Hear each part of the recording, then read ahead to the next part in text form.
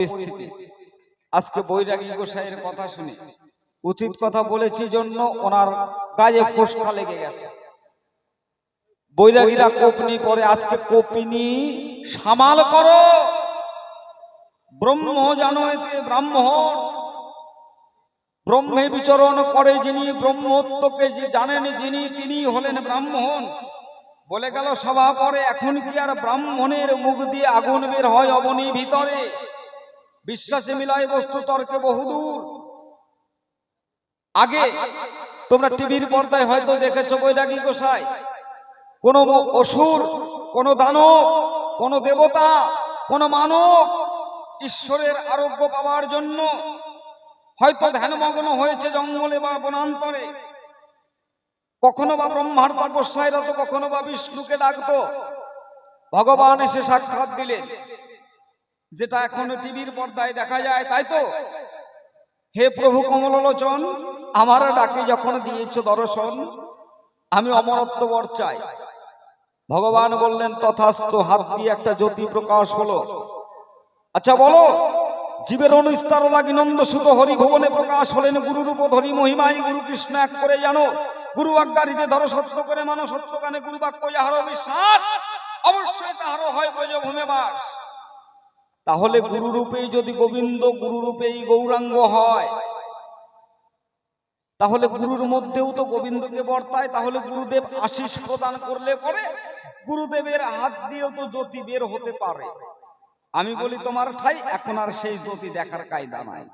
তাহলে তুমি কি বলতে চাও এখন আর সেইটার প্রকাশ হয় না? এখনো হয়, যেটা বিগত দিনে ব্রাহ্মণের মুখ দিয়ে আগুন বের হতো, এটা এখনো হয়। নেতাজি আর পিয়াজি এক করো না। প্রকৃতই ব্রাহ্মণ যারা, ব্রহ্মত্ব জানেন তারা, তাদের মুখ দিয়ে এখনো আগুন বের হয়, তবে এটা দেখা যায় না, উপলব্ধি করা যায়। প্রকৃত গুরুদেব যারা, সচেতন মানুষ যারা, তাদের হাত দিয়ে এখনো জ্যোতি বের হয়, এটা দেখা যায় না, উপলব্ধি করা যায়। একটু নিদর্শন দেই। রেকি শাস্ত্রে বিধান দিয়েছেন, হয়তো কোথাও বা গন্ডগোল লাগলো, গন্ডগোল লাগবার পরে একজন আরেকজনকে ধরে যদি মারে, পিছন থেকে যদি আরেকজন বলে এ ভাই একটু থামো, সে যদি মারবার জন্য অস্ত্র হাতে নিয়ে তারা করে, একটু হলেও তার কথাটা শুনবে কি? বাবা শুনবে না? শুনবে কিনা? তাহলে এখনো আগুন বের হয়। মিথ্যা প্রবঞ্চনা নিয়ে চললে পরে জগৎ মাঝারে তার বাক্যে কোনো ক্রিয়া হয় না। আর যেজন সত্য পথ অবলম্বন করে চলে, তার এখনো মুখের কথার মূল্য আছে। তুমি বলে গেছো সভা পরে, ব্রাহ্মণ যখন কোন শ্রাদ্ধ করে, একটা 22 হাত একটা ফর্দ লিখে দিল, কত দানের শ্রাদ্ধ হবে। তোমার বাবার শ্রাদ্ধে একটা খাট দিতে হবে, তোমার বাবার শ্রাদ্ধে একটা কম্বল দিতে হবে, লেপ তোষক বালিশ ইত্যাদি ইত্যাদি, সঙ্গে একটা গাই চাই।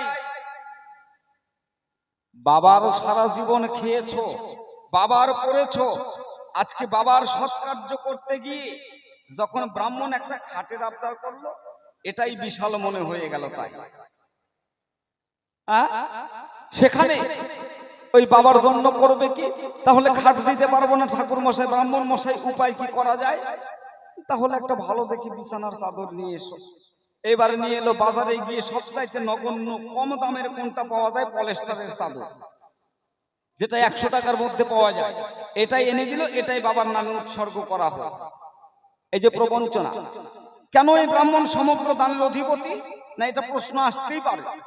কিন্তু তুমি লক্ষ্য করো বৈরাগী গোসাই, ব্রহ্মবৈবর্ত পুরাণে লেখা আছে, কোন ব্যক্তি যদি প্রাণ বিয়োগ করে, ব্রাহ্মণ যাবে সেই গোচরে, ব্রাহ্মণ আদ্য শ্রাদ্ধ শুদ্ধ করবে, তাই ব্রাহ্মণ সমস্ত দানের অধিকার হয়। আদ্য শ্রাদ্ধ শুদ্ধ করে যাহা কিছু দান দক্ষিণা পাবে, তাই দিয়ে ব্রাহ্মণ তার জীবিকা নির্বাহ করবে। এটা ব্রহ্মবৈবর্ত পুরাণে লিখিত আছে।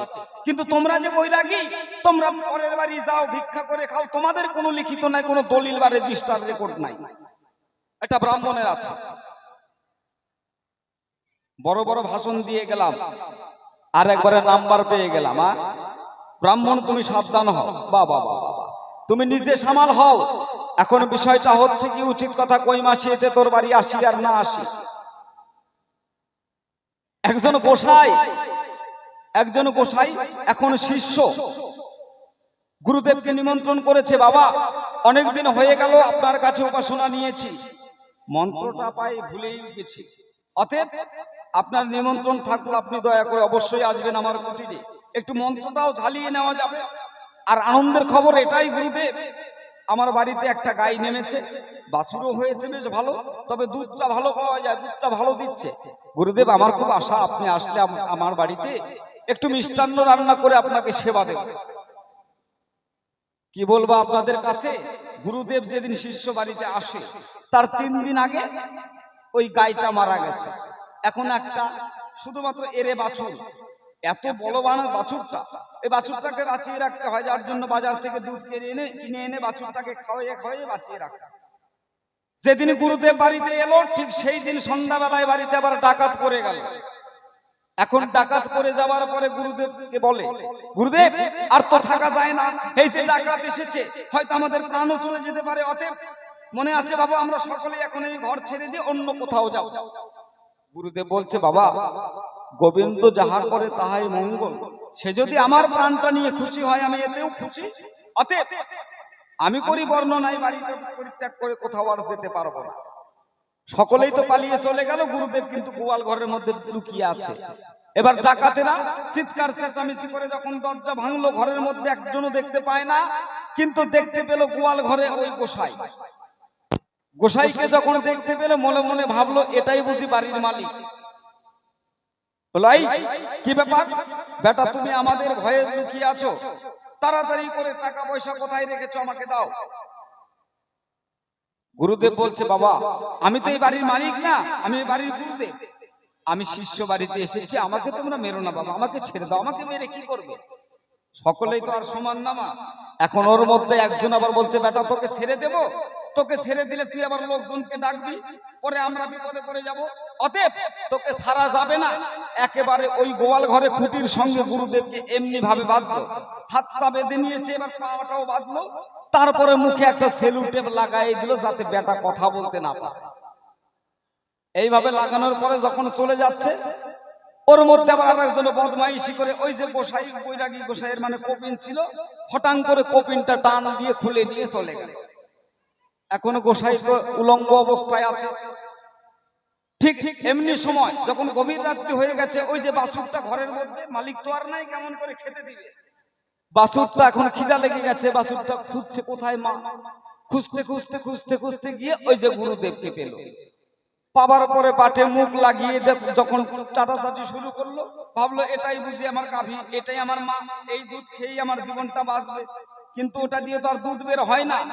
এই চারটে চারটে মাথা দিয়ে মারে গুতা, এরে বাছুর তো মাথা দিয়ে যখন গুতা মারে, গোসাই কি আর গোসাই থাকতে পারে, গোসাই একেবারে চিৎকার করবে, কিন্তু চেঁচানোর কোনো কায়দা নাই, ওই যে মুখে সেলুটেপ লাগানো হয়, শুধু এরকম করে। এই কিছুক্ষণ থাকে, আবার ওই বাছুরটা এসে ওই আবার মানে দুধটা খায়, দুধ আর পায় না, ওই চাটে চাটে মারে মাথা দিয়ে গুতাও। গোসাই এখন চিন্তা করে সর্বনাশ, আমার বুঝি জীবনটাই যায়। এখন ওই বৈরাগী গোসাই দেখতে পায় চালের উপরে অনেকগুলো বাঁশ কাটা হয়, মনে আছে ভাবো আমাকে কোনো মতো ছেড়ে দিলে পরে ওই বাঁশটা নিয়ে এসে করে বাছুরটাকে জন্মের শিক্ষা দিয়ে। কিন্তু কি বলবো আপনাদের ঠাই, মানে কষ্টের রাতটা কিন্তু বড়ই হয়। এই রাত্রির মধ্যে 5-6 বার এসে ওই বাছুরটা যখন অত্যাচার করলো, গুরুদেবের ব্রহ্মচর্য আর নাই। গুরুদেব একেবারে ক্লান্ত পরিশ্রান্ত, সকালবেলা শিষ্য এসে ঘরের মধ্যে দেখতে পায় গোয়াল ঘরে গুরুদেব একেবারে অচৈতন্য অবস্থায় রয়। তাড়াতাড়ি করে গুরুদেবকে কোনো মতো কাপড় টাপড় জড়িয়ে টড়িয়ে দিয়ে বলো, বাবা কি ব্যাপার, এরকম পরিস্থিতি, এরা পাপে ডুবে মরবে, একজন সাধু মানুষ, একজন গোসাই, তার প্রতি এইরকম অত্যাচার, তার কপিল খুলে নিয়ে চলে গেল, পাপী, এদের বিচার হবে, এদের বিচার মস্ত বড় বিচার হবে, এত বড় পাপ করা। এখন গোসাই যখন সারা পেয়েছে, আর কি গোসাই গোসাই আছে, ওই যে বাঁশ ছিল, বাঁশ একটা নিয়ে বাছুরটাকে মারবার জন্য গেল, হ্যাঁ রমজান জন্ম শিক্ষা দিবে। এখন শিষ্য বলছে, বাবা এই কাজ করবেন না, গোহত্যা মহাপাপ, এটা মহাপাপে ডুবে মরবেন আপনি। মানবো না মানে বলিস কি? হ্যাঁ, আমার একেবারে 40 বছরের ব্রহ্মচর্য এক রাত্রিতে শুষে শেষ। এই পেটটাকে বাঁচিয়ে রাখবো মনে করেছিস? আজকে আমার বৈরাগী গোসাইয়ের দশাটাও তাই। হ্যাঁ, কথার পাওনা দিশা বাপকে কও পিসা। ব্রহ্ম জানো এটি ব্রাহ্মণ, তুমি জানো তথাপিও। আহা হা, কি সুন্দর করে বলে গেল, কৃষ্ণ ভজন করো, কৃষ্ণ ভজন না করলে জীবের কোনো গতি নেই। তুমি কোন কৃষ্ণের কথা বলো? ডিমপাড়া কৃষ্ণ? হ্যাঁ, শতমন্বন্তর সহবাসে একটা মাত্র দিব্য প্রসব করেছিল শ্রীমতী রাধিকা, যিনি সেই কৃষ্ণের কথা বলছো না কোন কৃষ্ণের কথা বলছো? অনাদির আদি কৃষ্ণ তার কি আছে গোষ্ঠ খেলা, ব্রহ্মরূপে অটলে বসে লীলাকারী যার অংশ কলা, সত্য সরল বৃহৎ আগমে কয় সচ্চিদানন্দ পূর্ণ ব্রহ্ম হয়, জন্ম মৃত্যু যার ভাবের উপর সে তো নয় স্বয়ং নন্দলালা। বলো বৈরাগী গোসাই, তুমি কোন কৃষ্ণের ভজনা করো? আজকে কোন কৃষ্ণের বড়াই করতে চাও এই সভা মাঝে? ব্রাহ্মণ কোনো কাজে লাগে না, ব্রাহ্মণ ছাড়া কোনো কাজই হয় না, ব্রাহ্মণ ছাড়া কোনো কার্য সম্পাদন হতে পারে না, পারে না, পারে না। এবার একটা গান গাই, তারপরে বৈরাগী গোসাইয়ের কাছে আবার একটু যাই।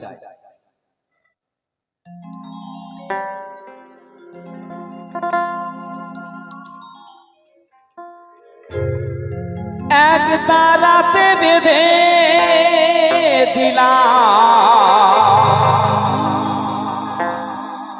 দো তারারি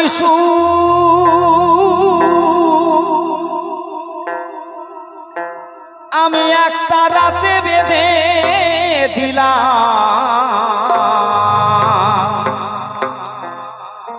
দো তারারি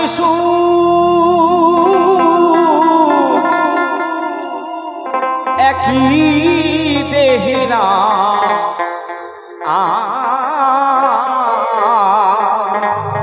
কৃষ্ণ সুমধু। এই একতারাটা যদি দেহ একতারা হয়, এক ব্রহ্ম দ্বিতীয় নাস্তি, যে জন্য রক্ষা করে পিতৃধন বাপের বেটা সেই তো বিচক্ষণ। এই কথাটা তুমি ভালো বলেছো, সেই জায়গাটায় তুমি ঠিক থাকো, অনর থাকো। কোপনিক হলো কেন? ও গোসাই, বৈরাগী গোসাই, কোপিনিক হলো কেন? মরণং বিন্দু পাতেন জীবনং বিন্দু ধারণা। আনন্দ চাও যদি আনন্দ সত্তাকে ধরে রাখো। বলে গেল সভা পরে,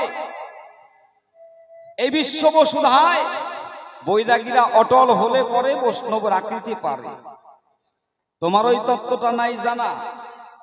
হ্যাঁ, রাম অবতারের রামেরও সন্তান ছিল, রামের সন্তান ছিল না বাবা? তারপরে কৃষ্ণ অবতারে কৃষ্ণের সন্তান ছিল না? দেবর্ষী নারদমণি